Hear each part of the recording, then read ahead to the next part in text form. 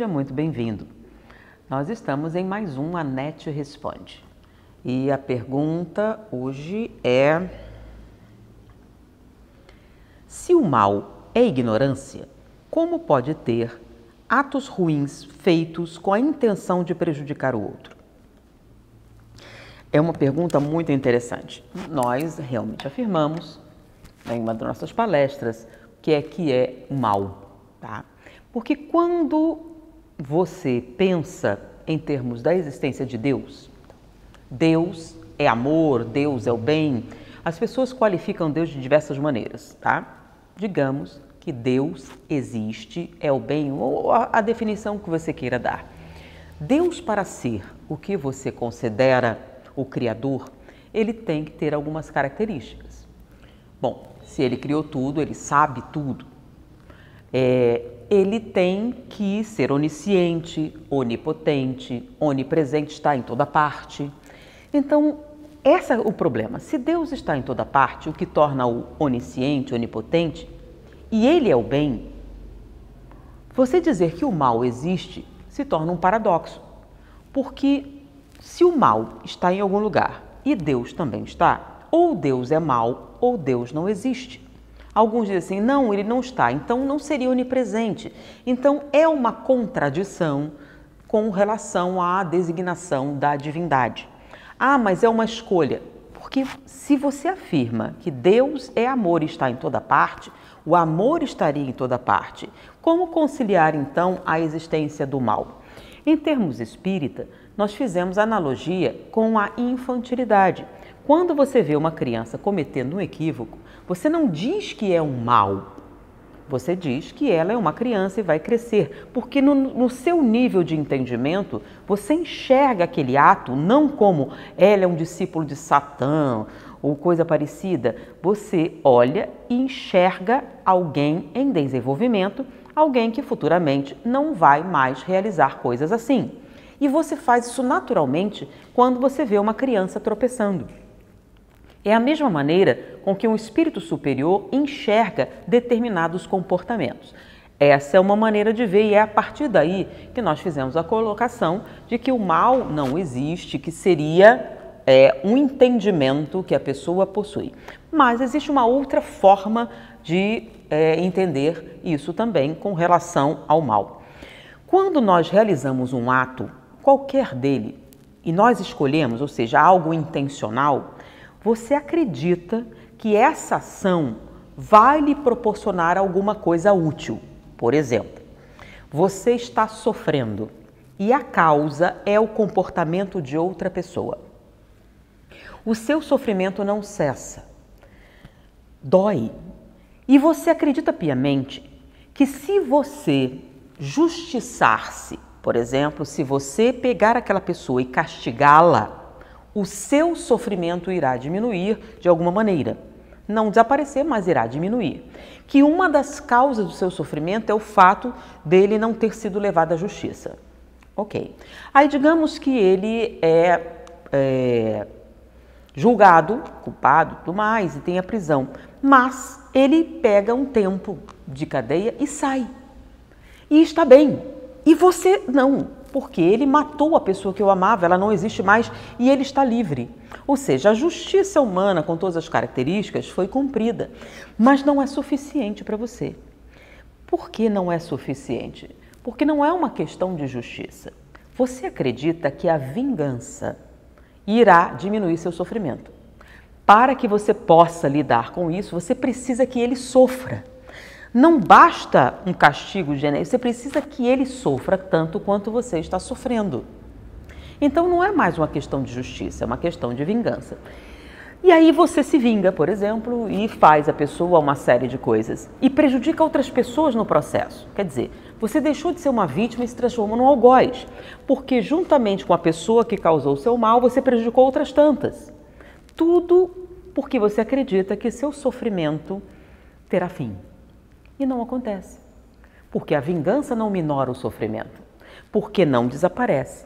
Agora, se você pensar de outra maneira, essa pessoa que morreu, que foi extinta, ela morreu realmente? Então a sua preocupação com a vingança não vai te afastar mais do objeto do seu amor? É o amor que está faltando a causa disso? Essa é uma da colocação. Agora, aquela pessoa que prejudica a outra para tomar o lugar dela, ela acha que assim ela está se beneficiando. Ou aquele que tira de outra pessoa para si mesmo. Então é o egoísmo, é a inveja, é o orgulho. Várias situações em que você tem comportamentos prejudiciais a outrem, porque você acredita que isso vai lhe beneficiar. Mas você não tem todas as informações. A gente tem visto, à medida que o progresso vem surgindo, que algumas coisas que nós acreditávamos que eram úteis não são. Mas algumas pessoas continuam fazendo isso pela tradição, porque não tem conhecimento. Vou dar um exemplo, sangria. A pessoa fazia uma sangria porque acreditava que isso era bom para a saúde. Alguns faziam, repetiam aquilo. Estatisticamente, a gente vê que não é assim. Existem uma série de outras práticas muito comuns que as pessoas realizam que não produzem proveito. Inclusive, você está fazendo mal a outra pessoa quando você indica essa terapêutica. Por que você está fazendo isso? Porque você acredita que está fazendo bem, ou você acredita que isso é útil. Olha, machuca, dói muito, mas é útil. Isso, inclusive, quando você faz intencionamento de mal ao outro, achando que isso vai te beneficiar. Bom, eu vou prejudicar fulano, porque eu vou ficar com o lugar dele e vou ficar muito bem, vou ser muito feliz. A realidade mostra que não é assim que funciona. Nós não conseguimos nos eximir da culpa. Então, quando nós prejudicamos alguém, enganamos essa pessoa e essa pessoa continua a nossa convivência, o nosso subconsciente, o nosso inconsciente, cria formas de nos punir, que é a questão da culpa. O que significa culpa? Eu mereço sofrer. Por quê? Mas por que eu estou fazendo isso se eu fiz aquilo de propósito? Porque você acha que você consegue lidar com isso? Que as regras que te foram impostas na infância, que você acreditava verdadeiras, não servem mais para você. Só que não é bem assim. Determinadas coisas que fazem parte da sua estrutura do subconsciente, do inconsciente, permanecem, mesmo que você nunca mais pense nelas. Mas o seu inconsciente ainda pensa. Então, por isso, determinados sentimentos, culpas estranhas, coisas que aparentemente não têm sentido, surgem. Então você achava que esse ato iria te beneficiar e não teria nenhum problema, porque ninguém sabe que você fez isso, mas você sabe. E você se culpa. E quando se culpa, cria o próprio prejuízo. Então, é ou não é ignorância? Digamos que você realmente quisesse estar bem e soubesse o que era necessário para alcançar esse bem-estar físico, mental, emocional e tudo mais. E aí você descobrisse que, se você fosse uma pessoa, por exemplo, trabalhadora, se você praticasse esporte, se você tudo isso que algumas pessoas não querem fazer porque acham que tem um atalho, um jeito mais fácil. Mas não tem. O que ela acha que é um atalho, que é um jeito mais fácil, se torna um caminho tortuoso que, infelizmente, não costuma levar você aonde você quer ir. E aí você descobre isso e deixa de realizar uma série de coisas que você achava que seriam úteis. Não, mentir.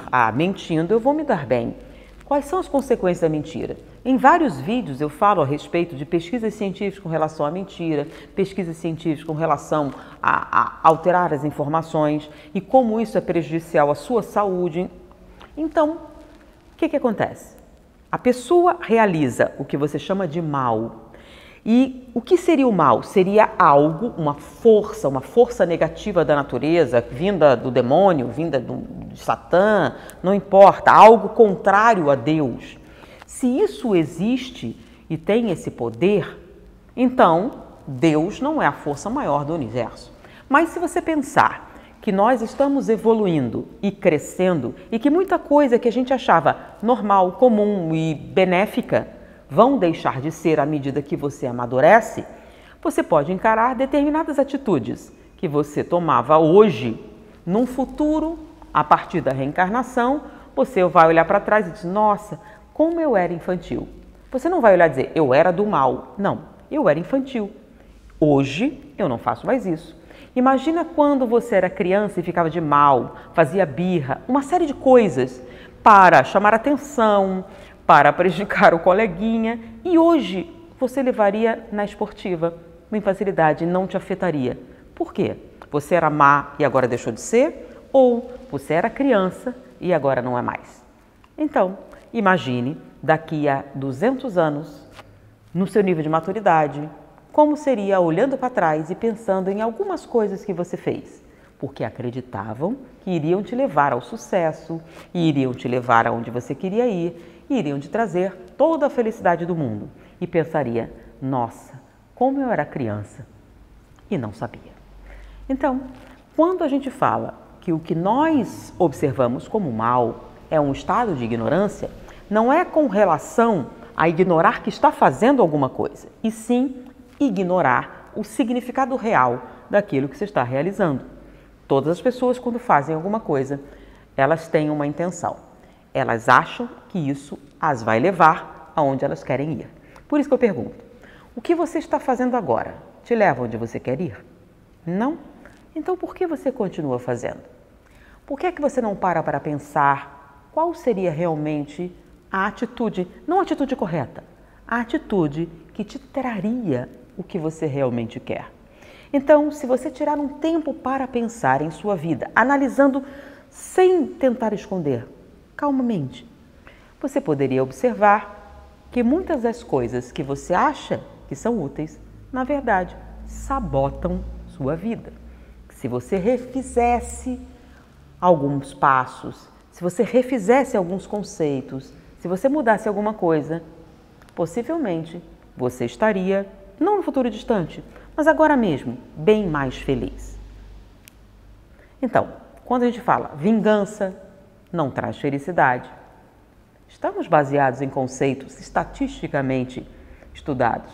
Quando a gente diz que prejudicar outra pessoa a longo prazo não te traz benefícios, explorar pessoas também não.